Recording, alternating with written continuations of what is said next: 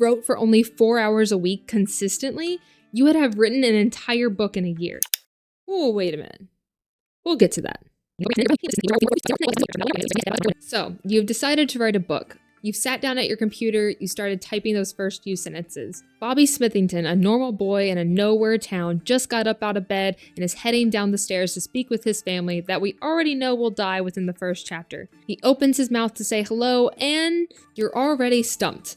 Yeah, you can throw together some mangled dialogue, but then what? Nothing is flowing. You leave your computer and you decide to come back when inspiration hits. In the meantime, you haven't been completely useless. You've come up with a whole history book of lore and magic systems, and you've designed what their buildings look like and maybe what their clothes look like. But then suddenly you realize an entire year has passed and you haven't wrote any more on that chapter. You're still only a few pages in and you start to wonder, why am I even trying to write a whole book? Isn't this more for the professionals? More for those people who have more time? Wrong! You can and should write a book, and I'm going to show you 7 steps on how you're going to get there. Step 1. Figure out your own writing process. I put this step at the forefront because it's something you need to be watching out for the entire time you're writing. Even if you think you know your process, but you're not making as much progress as you want to, it might be worth trying to switch things up.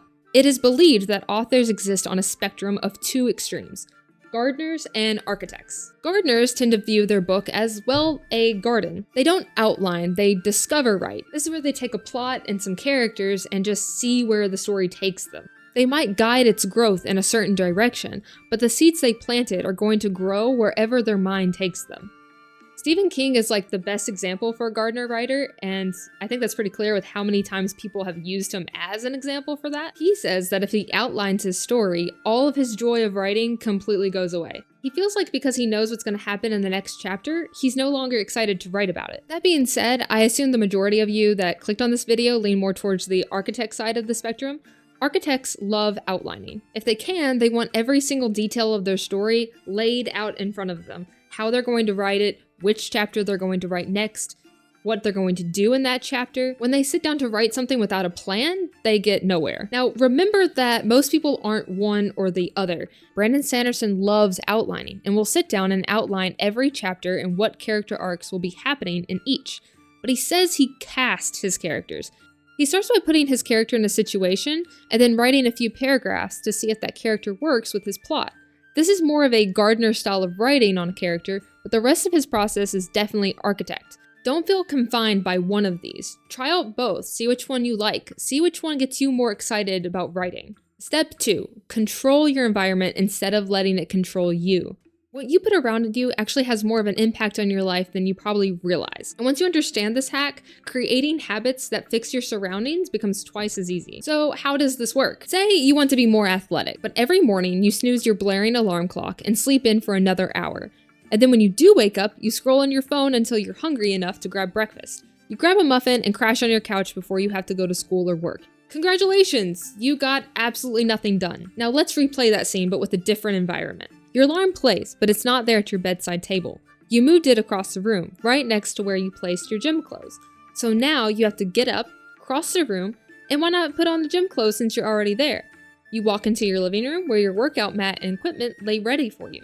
You think to yourself, you might as well get your workout in, so you do that, and then you're hungry, so you go to the kitchen, where on the counter is a banana and a pre-made protein shake, the one you made the night before. You could still choose to do none of those things, but why would you? You made the dedication to be more athletic, and now you'd be wasting past use time by not taking advantage of what's in front of you. Humans are always going to default to the easier option. So change your environment to make your goals easier to achieve. Let's translate that into writing a book. As an author, I keep a writing notebook with me wherever I go.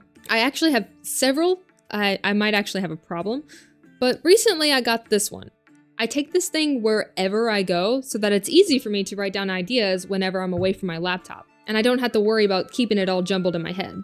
The next thing I'm about to tell you, I actually tried the last 2 months, and it has been so much more productive for me. So if you find that when you're bored, you're checking YouTube or TikTok and you're just sitting there mindlessly scrolling, physically move that app and put it in a new location. You don't have to delete it, just put it in a file somewhere that you just don't automatically see it. In its place, put the Google Docs app or a Kindle app or any other book-related app that you tend to use. Now, anytime you're bored and instinctively go to click on that time-wasting app, muscle memory leads you to something more productive.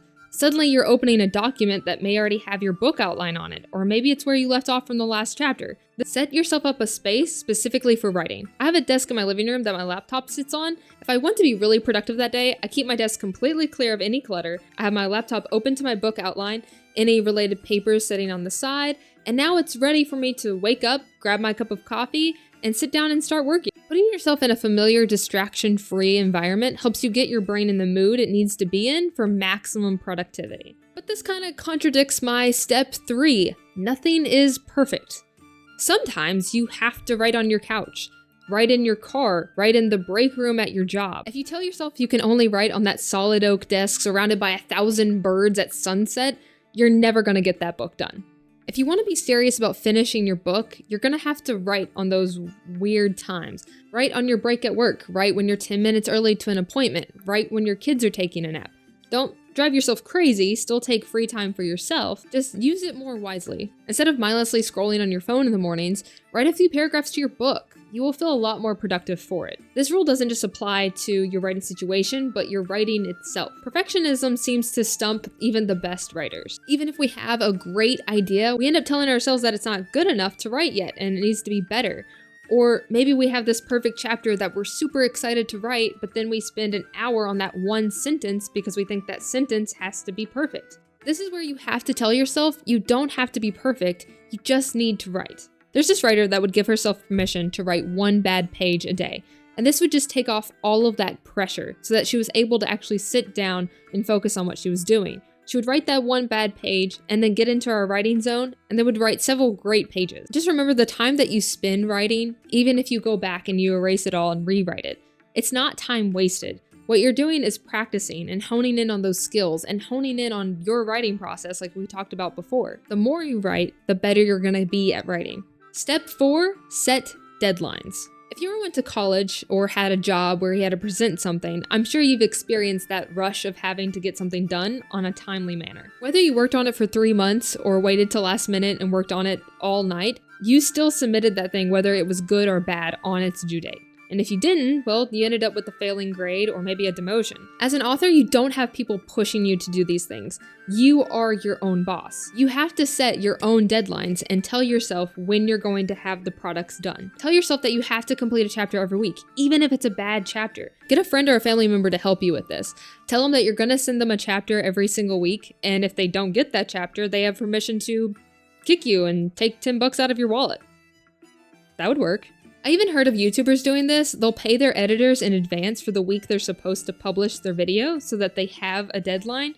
And if they don't meet that deadline, then they've just wasted that money. You should use deadlines as a tool that will help you take your writing more seriously. But this might not work for you. Personally, I hate deadlines. I'm a huge procrastinator, so if I have a deadline, I'm going to wait till the night before, and then I'm going to be rushing to do it, and it's not going to be good quality. And this can affect your writing itself. You don't want to create that habit in your own writing if this is what you're going to do. So if deadlines does hinder you in that way, I would suggest step 5, writing consistently. Now this applies to everyone. This is probably the most important rule I have written on here. Consistency is about building habits so that doing your task becomes easier and easier as it becomes more instinctual. If you're more productive in the morning, get up, grab your cup of coffee, and go write for a few hours. If you're more productive at night, make a point that at 10 o'clock every night, you're going to turn off your TV and you're going to go write in your bedroom. Look at your calendar, pick out a day that you know you have a free time, and make that your date that you're going to write every week. Set an alarm if you need to, but just keep writing. If you wrote for only 4 hours a week consistently, you would have written an entire book in a year. And I'm not just talking about those little bitty books. I'm talking about Harry Potter size books, all right? In a year, the average person writes 500 words an hour. This is, of course, as long as you're not stopping on every single sentence, making sure that it's perfect. 4 hours a week equals 2,000 words, and that's 100,000 words in a year. Harry Potter and the Prisoner of Azkaban is 107,000 words. That's just 4 hours a week. That's 34 minutes a day. Say that you write faster than that, or you find 8 hours a week to do your writing. That is 2 full rough drafts of a book in 1 year. And that's only taking 1 full days of work out of your week. When I first figured this out, Suddenly, writing an entire book wasn't so scary anymore. It didn't feel as impossible. I could find 4 hours in my week, easy. Just be sure you're being consistent, even if it's 2 hours a week, because that's still going to be more progress than leaving your story sit there for an entire year just because you haven't had any inspiration to go write it. Now, step 6, set goals you have power over. If your goal is to get published, you've just taken your ability to affect that goal away from yourself. Let me explain. Getting published isn't something you have control over. Earning $1 million off your book isn't something you have control over. But finishing a chapter, finishing pages, finishing a book, those are all things that you have control over as a person and as a writer. Set yourself goals that are in your power to be achieved, and then break those goals down into smaller pieces. I want to write a 7-book series. Break that down. I want to write 1 book. Break that down. I need to write 1 chapter. Then break that down. I need an outline for 1 book. I encourage you to have this somewhere visually. Have a checklist or a progress bar. Write down what needs to be done as you complete it, and you'll see your progress being made closer and closer to having a finished project.